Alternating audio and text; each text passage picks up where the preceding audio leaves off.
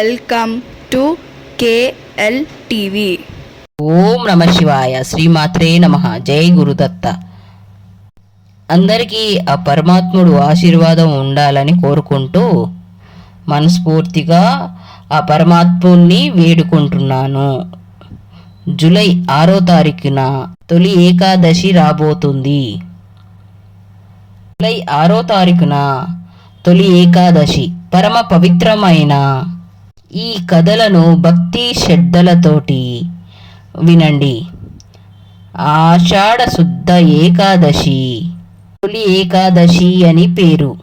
అయితే ఈ తొలి ఏకాదశి రోజున తప్పకుండా వినవలసిన కథల్లో ఒక కథ గురించి మనం తెలుసుకుందాం. ఈ కథని ఎవరైతే వింటారో వారికి మహాపుణ్యం అయితే లభిస్తుంది. ఎంతో పుణ్యం చేసుకున్న వారే ఈ కథల్ని వింటారు. మరి మనం ఈరోజు శ్రీమన్నారాయణుల వారి పూర్తిగా తలుచుకొని ఈ కథను విని స్వామి మహత్యం గురించి మనము తొలి ఏకాదశి అనేది పరమ పవిత్రమైన రోజు. శ్రీ మహావిష్ణువు యోగ నిద్రలోకి వెళ్ళేటువంటి రోజు ఇది. రోజున ఉపవాసం ఉండి నిష్టగా శ్రీ మహావిష్ణువుని తలుచుకుంటే సహల పాపాలను లభిస్తుందని పురాణాలు చెబుతున్నాయి. అలాంటి ఏకాదశి గొప్పతనాన్ని గురించి తెలియజేసే అటువంటి ఒక గొప్పతనమైన అద్భుతమైన కథ ఇది. పూర్వకాలంలో ఒక విశాలమైన అడవి ఉండేది. ఆ అడవిలో ఒక పిచ్చుక ఉండేది. దానికి లోక జ్ఞానం పెద్దగా లేదు. ధర్మం, దైవం, పుణ్యం, పాపం ఇవేమీ కూడా దానికి తెలియదు. దాని ఆలోచనలన్నీ కూడా కేవలం ఆకలి తీర్చుకోవడం, కడుపు నింపుకోవడం, అలా పిల్లి వలె శత్రువుల నుంచి ప్రాణాలను కాపాడుకుంటూ తిరుగుతూ ఉండేది. ప్రతి ఉదయం లేవగానే ఆహారం గురించి పరుగులు తీస్తూ ఉండేది ఆ పిచ్చుక. ఇక చీకట పడేసరికి తన గూటికి చేరుకొని ఇదే దాని యొక్క రోజు దినచర్య. అదే అడవికి ఆనుకొని ఒక పెద్ద రాజ్యం ఉండేది. అమరసింహుడు అనే అటువంటి రాజు, ఒక మహారాజు ఆ రాజ్యాన్ని పరిపాలిస్తూ ఉండేవాడు. ఆయన చాలా శక్తివంతమైన వాడు, ధనవంతుడు, కానీ అహంకారి.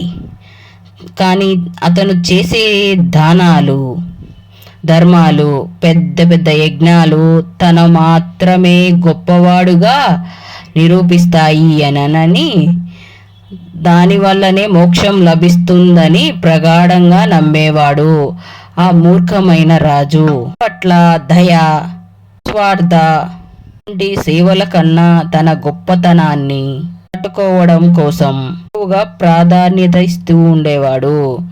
అయితే ఒకనాడు ఆహారం వెతుక్కుంటూ వెళుతున్న ఆ అడవిలో నుంచి పిచ్చుక మహర్షి ఆశ్రమానికి చేరుకుంటుంది. ఆ ఆశ్రమంలో మహర్షి తన శిష్యులకి తొలి ఏకాదశి గురించి, ప్రాముఖ్యత గురించి వివరిస్తున్నాడు. దగ్గరలో ఒక చెట్టు కొమ్మపై కూర్చుని పిచ్చుక వారు ఏం మాట్లాడుకుంటున్నారు అని చెప్పి వింటూ ఉంటుంది. అప్పుడు ఆ మహర్షి గంభీరమైన స్వరంతో, ఓ శిష్యులారా, ఈరోజు శ్రీ మహావిష్ణువు యోగ నిద్రలోకి వెళ్ళేటటువంటి రోజు, పవిత్రమైన రోజు తొలి ఏకాదశి. ఈరోజు ఉపవాసం ఉండి ఆహారం తీసుకోకుండా మనస్ఫూర్తిగా నారాయణ నారాయణ అనుకుంటూ శ్రీ మహావిష్ణువుని తలుచుకుంటే సమస్త పాపాలు నశించి మరణాంతరం వైకుంఠ ప్రాప్తి లభిస్తుంది అని, ఇది కేవలం మానవులకే కాకుండా సకల జీవరాశులకు వర్తిస్తుంది. కేవలం భక్తి శ్రద్ధ మాత్రమే ముఖ్యము, కానీ ఆడంబరాలు అస్సలే కాదు చెబుతాడు.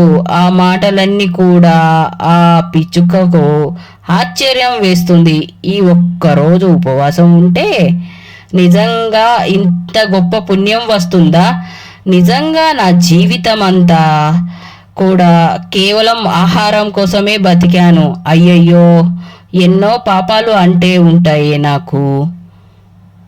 తప్పించుకోవడానికి పాపాలు, పురుగులను చంపి తినిన పాపాలు, ఇవన్నీ కూడా వీటన్నిటి ఆరాటం. ఒక్కరోజు ఉంటే ఆ పాపాలన్నీ పోతాయా అని చెప్పి ఆలోచించుకుంటూ ఉంటుంది.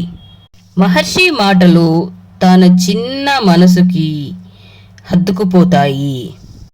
ఆ పిచ్చుక ఏదైతే అదైతుంది.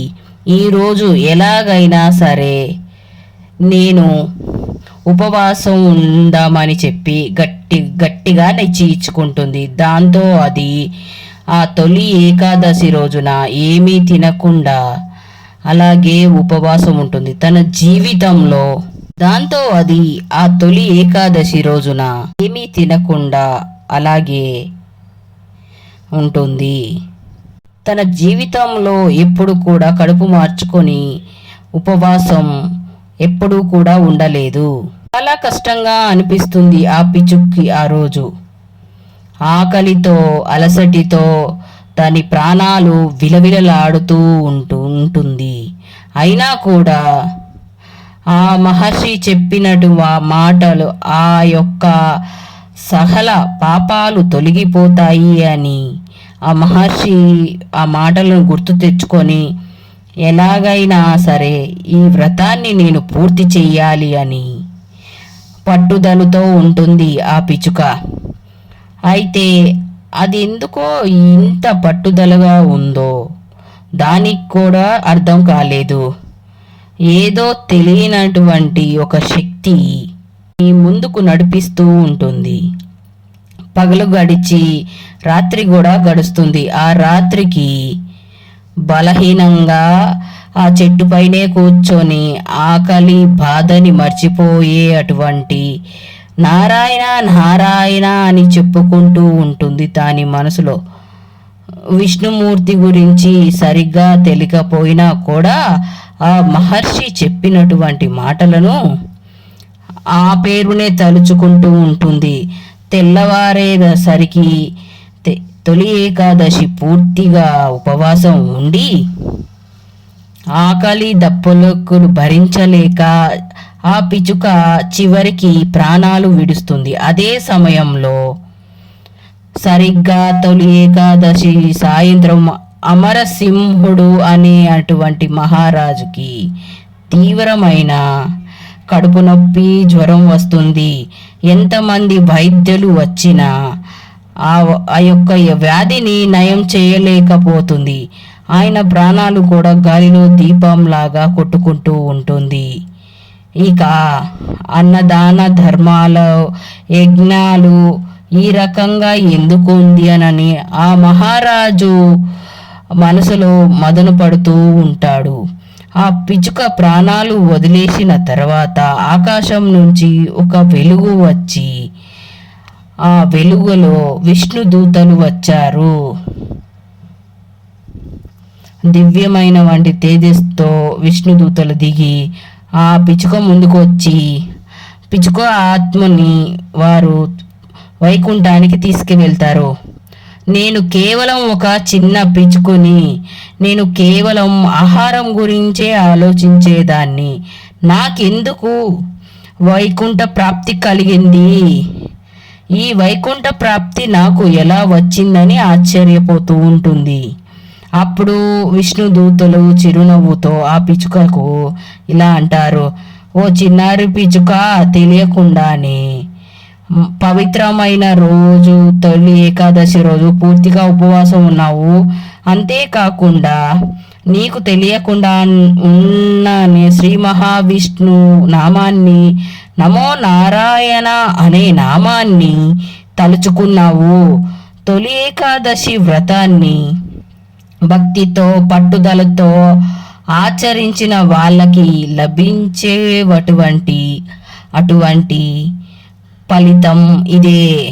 నీకు ధర్మం తెలియకపోయినా నీ అజ్ఞానంతో చేసినటువంటి నిస్వార్థ త్యాగం, ఆ భగవంతుని ఒక్క నామాన్ని, ఆ భగవంతుని పైన విశ్వాసాన్ని నీకు ఈరోజు మోక్షాన్ని ప్రసాదించిందని చెప్పి ఆ విష్ణు దూతలు పిచుకతో చెప్తారు. దానితో ఆ పిచుక ఆనందంతో పులకరించిపోతూ ఉంటుంది.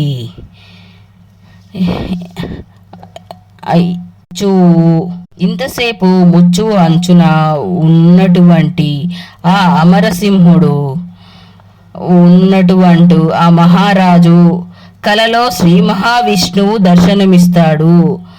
విష్ణుమూర్తి ఆ రాత్రి ఆ రాజుతో ఇలా అంటాడు, అమరసింహ, నువ్వు చేసిన దాన ధర్మాలు గొప్పవే, అయినా అవన్నీ కూడా నీవు అహంకారంతో చేశావు, పేరు ప్రతిష్టలతో చేశావు, కావాలి అని చేశావు కోరికతోటి. ఈ తొలి ఏకాదశి రోజున నీకు దగ్గరలో ఉన్న అడవిలో ఒక చిన్న పిచుక ఉంది. తన ఆకలి సైతము అది లెక్క చెయ్యకుండా నా నామాన్నే తలుచుకుంటూ ప్రాణాలను విడిచిపెట్టింది. దానికి అసలు ధర్మం తెలియదు, దానం తెలియదు, కేవలం దానికి నా నామం పలకడమే తెలుసు చేసింది. అది అజ్ఞానంగా చేసిన, నిస్వార్థంగా చేసిన, నిస్వార్థ భక్తితో చేసింది. దాన్ని చూసి నేనే ఆశ్చర్యపోయాను. అసలైన వంటి నిష్కర్మమైన నీవు నీ సంపదతో చేసినటువంటి దానాల కన్నా ఆ చిన్న పక్షి ఆకలితో చేసినటువంటి ఆ నిస్వార్థ ఉపవాసమే నాకెక్కువ ప్రీతిపార్థం అయ్యింది. కాబట్టి చిన్న భక్తి నాకు చాలు.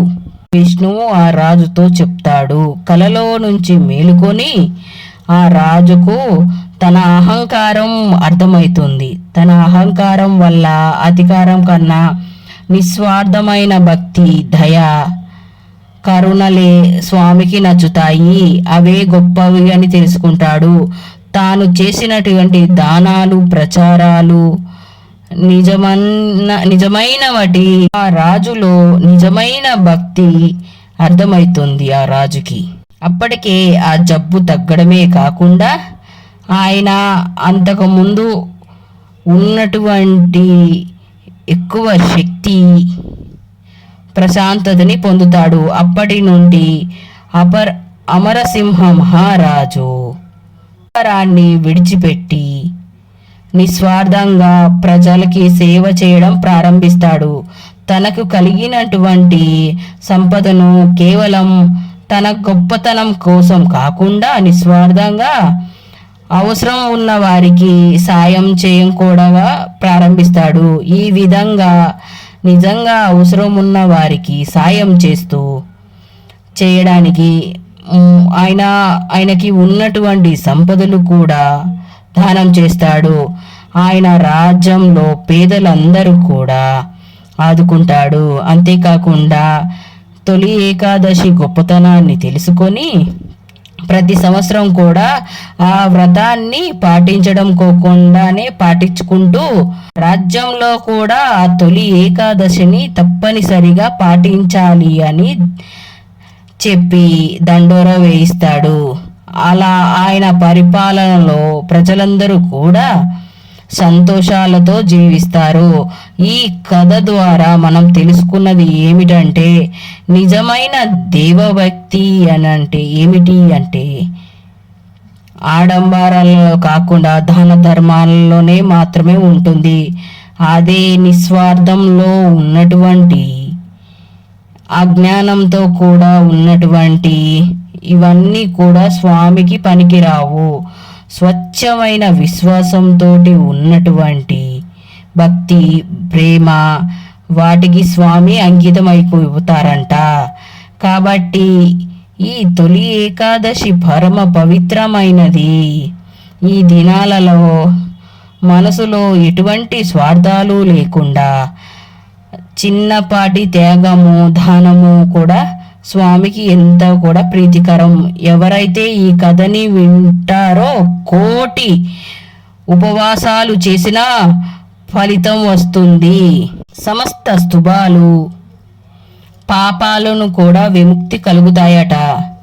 అలాగే అహంకారాన్ని విడిచి స్వచ్ఛమైన మనస్తోటి జీవిస్తే దైవానుగ్రహం తప్పకుండా లభిస్తుంది అని తెలియజేస్తున్న కథ ఇది.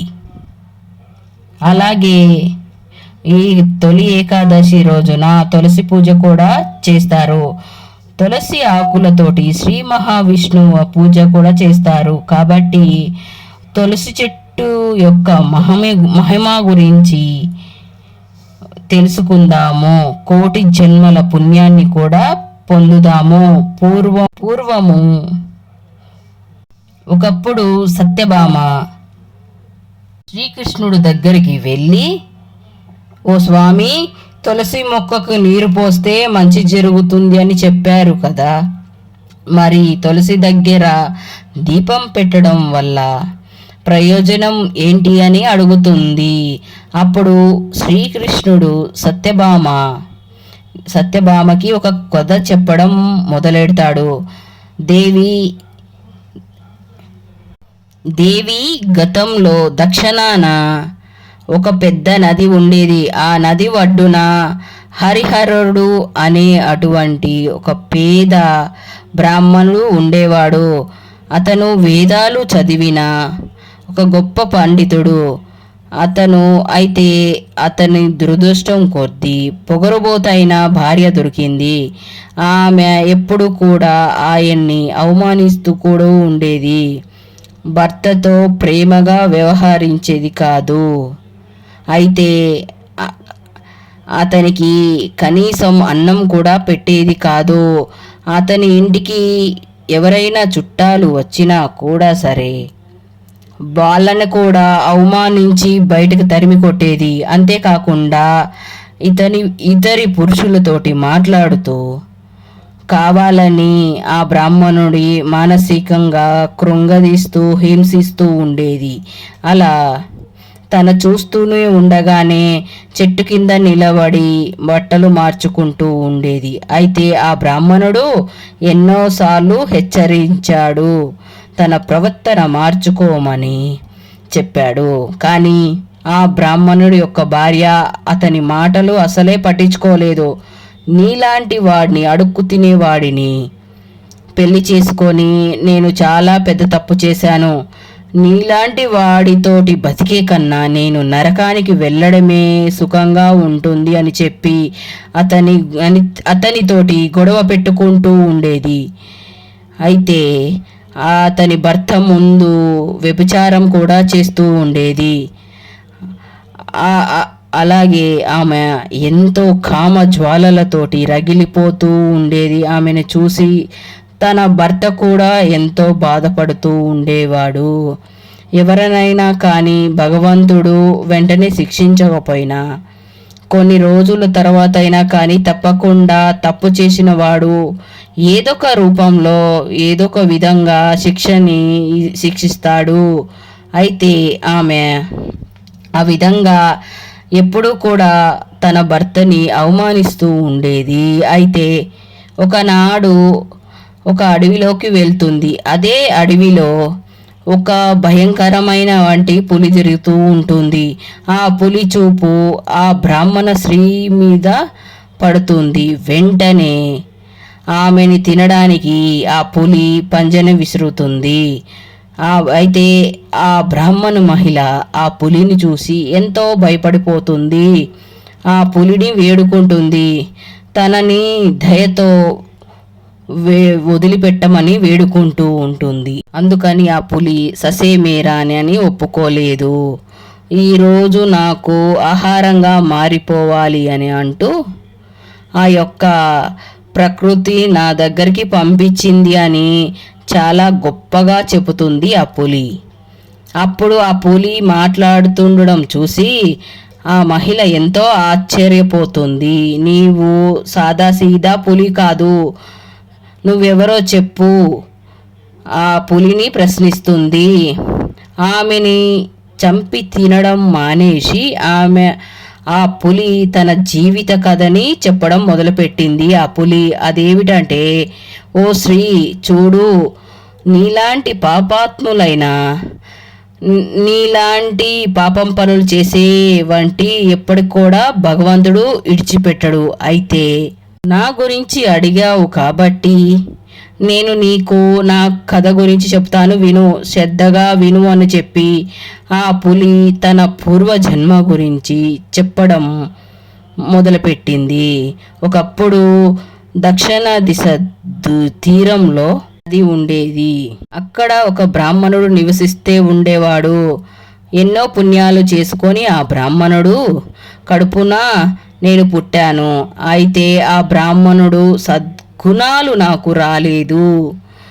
నాకు అసలు రాలేదు. ఆ బ్రాహ్మడు ఎంతటి మంచివాడో నేను అందుకి విభిన్నంగా ఉండేదాన్ని. నాలో ధనాన్ని సంపాదించాలి అనే కోరిక విపరీతంగా ఉండేది. దాంతో నేను అక్రమ మార్గంలో ధనాన్ని సంపాదించడం మొదలుపెట్టాను. అయితే ఎన్నో యాగాలు నిర్వహించాను, కానీ వాటికి కూడా ధనాన్ని ఆశించాను. ఎన్నో పాపం పనులు చేస్తూ యజ్ఞాలు కూడా చేసి వాళ్ళ నుంచి కూడా విలువైన దానాలను కూడా స్వీకరించాను. అలా గడిచిపోతూ ఉండేది. నేను ముసలివాడైపోయాను. నా మనసులో మాత్రం ధనాన్ని సంపాదించాలని మాత్రమే అత్యాశ మాత్రం పోలేదు. అయితే ఒకరోజు నా నది ఒడ్డుకు వెళ్ళి కొంతమంది పండితులతో కలిసి సక్రమమైన పూజా విధాలు తప్పుడు మంత్రాలు చదువుతూ పూజలు చేశాను. అయితే అదే సమయంలో ఒక వీధి కుక్క నా దగ్గరకు వచ్చింది. దాన్ని తరిమి కొట్టాను, కానీ అది నా కాలిని కొరికి వేసింది. కుక్క కాటు వల్ల కొద్ది రోజులకి నేను చనిపోయాను. నేను చనిపోయిన తర్వాత యమదూతలు ప్రత్యక్షమయ్యారు. అయితే ఎన్నో పాపాలు చేయడం వల్ల నాకు యమలోకంలో ఎన్నో శిక్షలు వేశారు. అలా 1000 సంవత్సరాలు శిక్షలు అనుభవించిన తర్వాత తిరిగి నాకు పులి రూపంలో జన్మ లభించింది. నా పూర్వ జన్మ గురించి నాకు బాగా తెలుసు కాబట్టి నేను పుణ్యాత్ములు చంపి తినను అని చెప్పి ప్రతిజ్ఞ చేసుకున్నాను. కాబట్టి నీలాంటి పాపాత్ములైన చంపి తింటే ఖచ్చితంగా నా పాపాలకు ప్రాయశ్చిత్తం లభిస్తుంది అని చెప్పి ఆ తర్వాత ఆ పులి ఆమెను చంపి తినేస్తుంది. ఆ తర్వాత ఆమెను యమదూతలు తీసుకెళ్తారు. అయితే నరకానికి తీసుకెళ్ళిన తర్వాత యముడు ఇలా అంటాడు. ఆమె పాపకర్మలు అన్నీ చూసి కూడా చిత్రగుప్తు కూడా ఆశ్చర్యపోతాడు. ఆమె వ్యభిచారం చేయడం కూడా కాకుండా భర్తను అత్తమామలను హింసించి ఎన్నో పాపాలు చేసి ఆమెకి ఘోరమైన శిక్షలు విధిస్తాడు. ఎన్నో సంవత్సరాల పాటు అగ్నిగుండంలో కాల్చివేస్తారు. తర్వాత ఆమె ఒక చండాలుడు ఇంట జన్మిస్తుంది.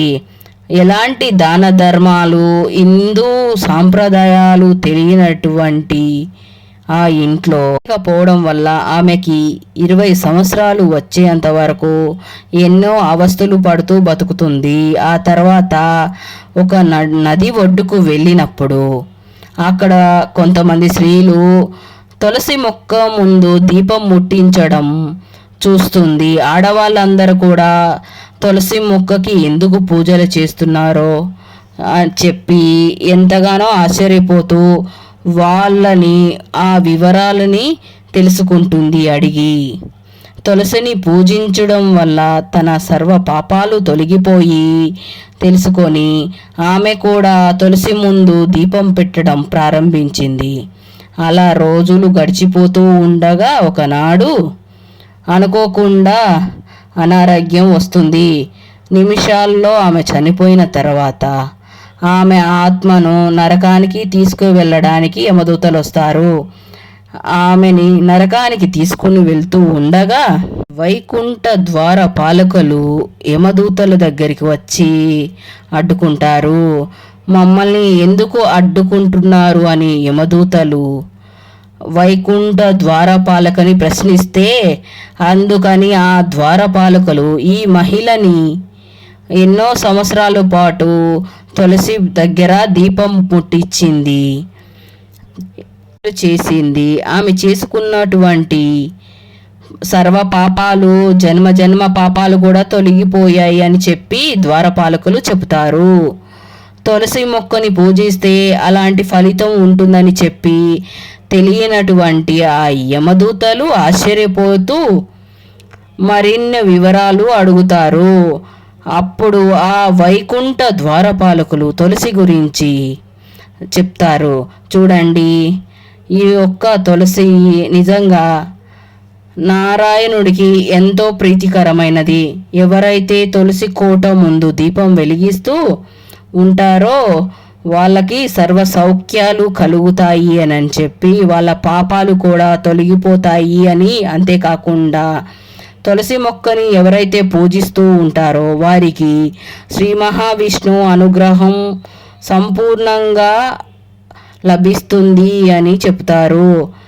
ఓం నమో భగవతే వాసుదేవాయ అనే మంత్రాన్ని ప్రతినిత్యం కూడా జపిస్తూ తులసి మొక్కని ఎవరైతే ప్రతినిత్యం కూడా సూర్యాస్తమం ఆయా ముందు కన్నా సమయంలో, సూర్యోదయ సమయంలో తులసి మాత ముందు దీపాన్ని వెలిగించి విష్ణును స్మరిస్తారో తప్పక పుణ్యము లభిస్తుంది. సహల జన్మల పాపాలు తొలగిపోతాయి.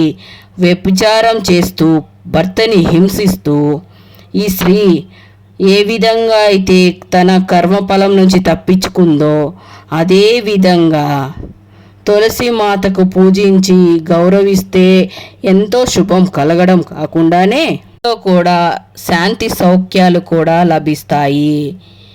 తులసి మాత ముందు నెయ్యితో చేసినటువంటి నువ్వుల నూనెతో కానీ దీపం వెలిగిస్తే, ముఖ్యంగా ఆవు నేతితో వెలిగించడం వల్ల అత్యంతమైన శుభ ఫలితాలు కలుగుతాయి. ఒకవేళ ఆవు నెయ్యి కొనుక్కోలేని స్తోమత లేని వాళ్ళు, లేకపోతే అటువంటి సమయంలో నువ్వుల నూనెతో కూడా దీపం వెలిగించుకోవడం వల్ల పాపకర్మలతో పాటు కూడా శని పీడలు కూడా తొలగిపోతాయి. 7 జన్మల యొక్క పుణ్యఫలం లభిస్తుంది. తులసి ముందు తప్పకుండా దీపాన్ని వెలిగించుకొని దారిద్ర్యం దర్యాపులు రాకుండా చూసుకోవాలి.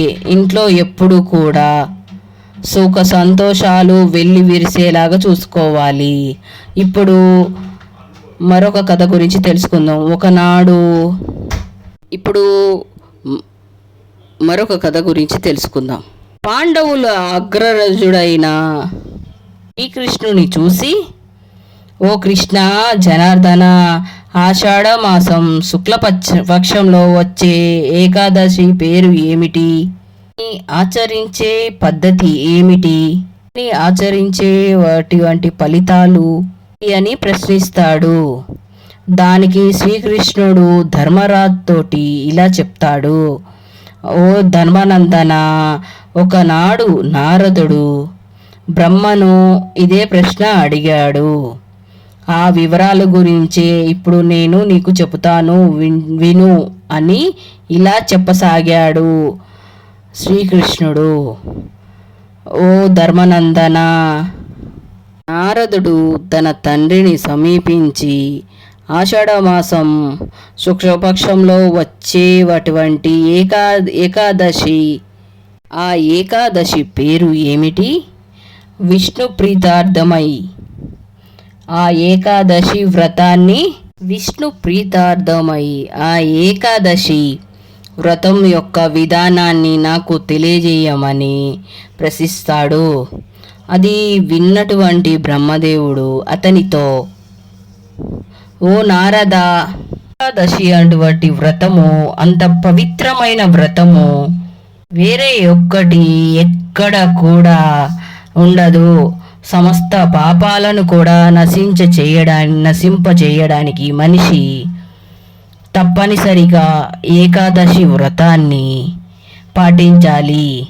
ఏకాదశి పరిపాలన పాటించినటువంటి వాడు నరకానికి వెళ్తాడు. ఆషాఢ శుక్లపక్షంలో వచ్చే తొలి ఏకాదశి ఉదయంలో ఈ యొక్క ఏకాదశిని శయన ఏకాదశి, పద్మ ఏకాదశి చెప్పి అని అంటారు. ఈ ఏకాదశికి శ్రీ మహావిష్ణువుకు ఎంతగానో ప్రీతికరమైన ఏకాదశి కాబట్టి స్వామివారి యొక్క ఏకాదశి స్వామివారికి ఎంతో ఇష్టమైన ఏకాదశి కథ చెప్తాను విను. దేవుడు నారద వాళ్ళతోటి ఇలా చెప్పసాగాడు. ఓ నారద, ప్రపంచంలో చక్రవర్తి ప్రపంచ రాజశ్రీ అనే చక్రవర్తి దాత గురించి ప్రపంచంలో పడింది కదా. అతను సూర్యవంశంలో జన్మించాడు. పరమశక్తివంతమైన వాడు, సత్యసంధువంతుడు.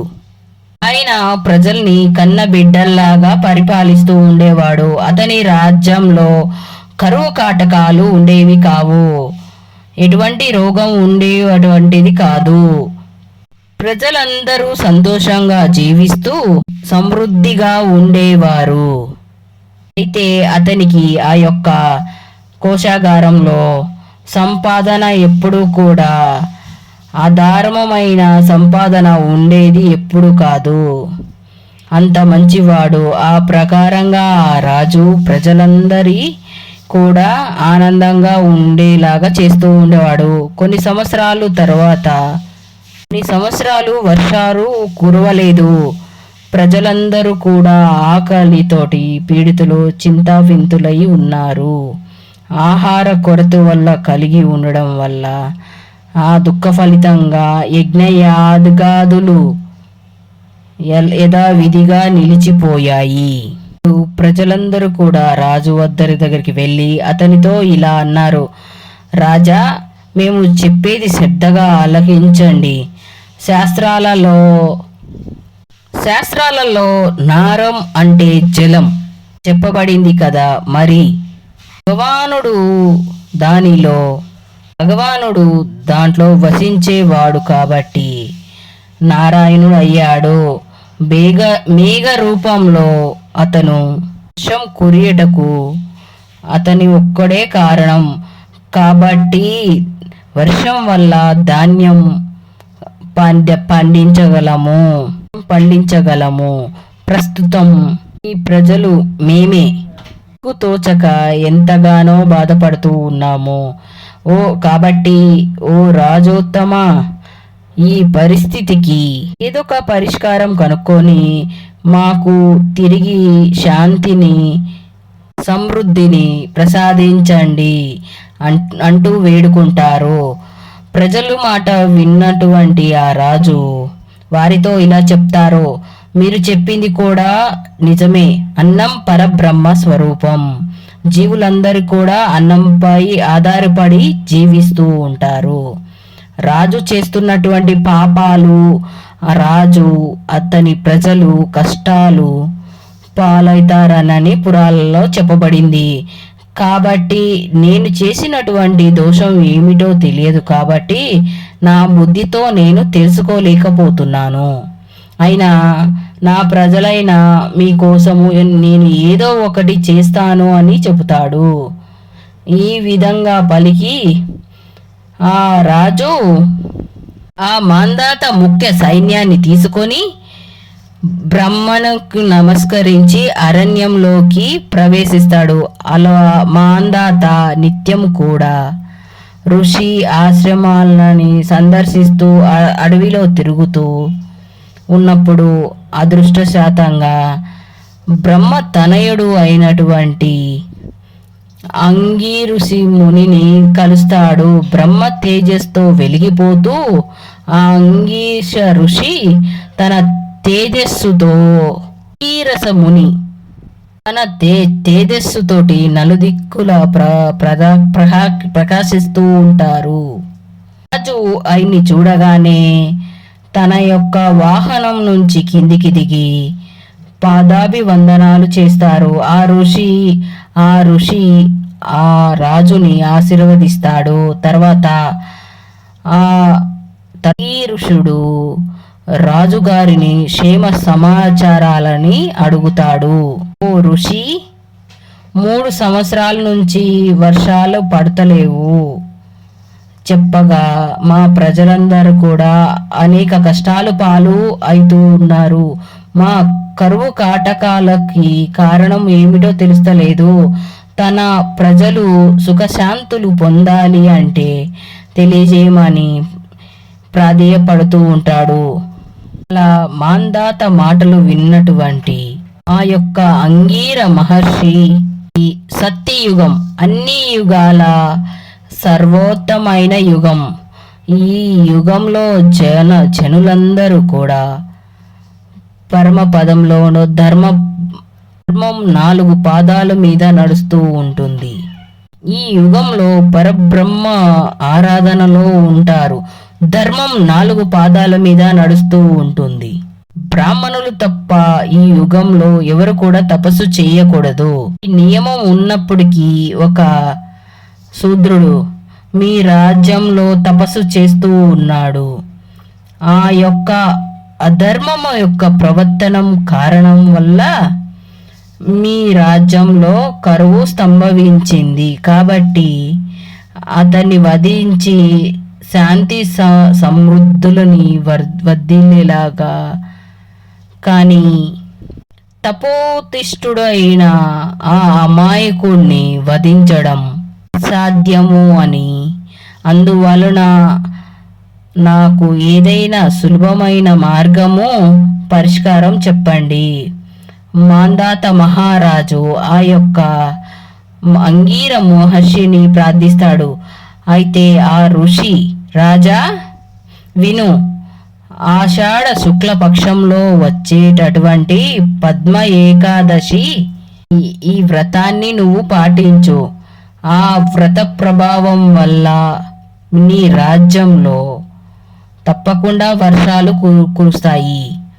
ఈ ఏకాదశి సమస్త శుభాలు, మనిషికి సమస్త మంగళాన్ని చేకూరుస్తాయి అని తత్వాన్ని ప్రసాదిస్తుంది. పూర్ణత్వం పదార్థంలో సమస్త అడ్డంకులను తొలగిస్తాయి. కాబట్టి ఈ అడ్డంకులను తొలగిస్తుంది. నీ ప్రజలతో పాటు ఈ ఏకాదశి వ్రతాన్ని నువ్వు కూడా పాటించు అని చెప్తాడు. ఆ ఒక్క మాటలు విన్న మాందాత నగరానికి వచ్చి ఆషాఢ మాసంలో బంధుమిత్రులతోటి కలిసి సహేతంగా ఏకాదశి వ్రతాన్ని పాటిస్తాడు. ఆ వ్రత ప్రభావం వల్ల రాజ్యంలో విడివిగా వర్షాలు కురుస్తాయి. నీటి కొరతలు కూడా పూర్తిగా తొలగిపోతాయి. ఆ యొక్క ఋషికేశి యొక్క అనుగ్రహం వల్ల ఉంటారు. అందుకు సుఖ సంతోషాలతను ముక్తిని ప్రసాదించే ఈ పవిత్రమైన ఏకాదశి రోజు ప్రతి ఒక్కరు కూడా ఏకాదశి నియమాలను పాటించాలి. ఈ ఏకాదశి మహత్యాన్ని చదివినవాడు, విన్నవాడు, చెప్పినవాడు సమస్త పాపాలను విముక్తుడైతాడని ఈ యొక్క సాక్షాత్తు శ్రీ మహావిష్ణువు చెప్పాడు. కాబట్టి విష్ణు ప్రీతార్థమయ్యి భక్తులందరూ కూడా దీనిని ఎంతగో భక్తి శ్రద్ధలతో విని స్వామివారి యొక్క వైభోగాన్ని తలుచుకొని అందరూ కూడా ఇంద్రి భోగాన్ని నిధిని కానీ కోరకుండా కేవలం నిశుద్ధ భక్తిని కోరుకోవాలి. ప్రసిద్ధమైన వంటి చతురాద్య వ్రతాన్ని, ఈ ఏకాదశిని చతురాద్రి వ్రతం, ఈ ఏకాదశి వ్రతం ఈ ఆరంభమవుతుంది. శ్రీహరి నిద్రకు ఉపక్రమించే ఈరోజు అతని మేలుకునే రోజు వరకు భక్తులు చక్కగా ఎన్నో రకాలుగా భక్తి గీతాలను వింటూ కీర్తిస్తూ చాతుర్మాత వ్రతాన్ని పాటిస్తూ చెబుతూ బ్రహ్మదేవుడు నారదు మహర్షులు వాళ్ళకి చెప్పినట్టు శ్రీకృష్ణుడు ధర్మరాజుకి చెబుతాడు. కాబట్టి తొలి ఏకాదశి రోజున తప్పకుండా వినవలసిన కథ ఇది. ఒక కథ మరి తెలుసుకున్నారు కదండి. ఏకాదశి ఒక వ్రత కథలను, తొలి ఏకాదశి వినవలసిన వంటి కథలు మనందరిపై కూడా ఆ శ్రీ మహావిష్ణువు ఆశీర్వాదాలు పూర్ణంగా ఉండాలని ఆ స్వామిని మనస్ఫూర్తిగా వేడుకుంటూ ఓం నమో భగవతే వాసుదేవాయ. సర్వం Shri దత్తార్పణం, లలితార్పణం, శివార్పణం.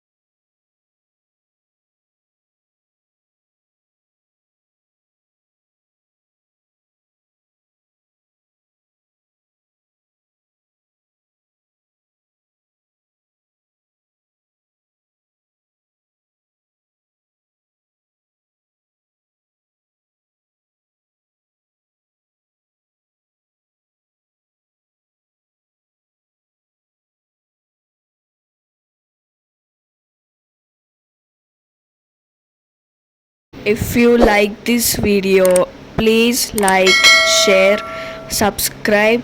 Thank you very much for watch this video.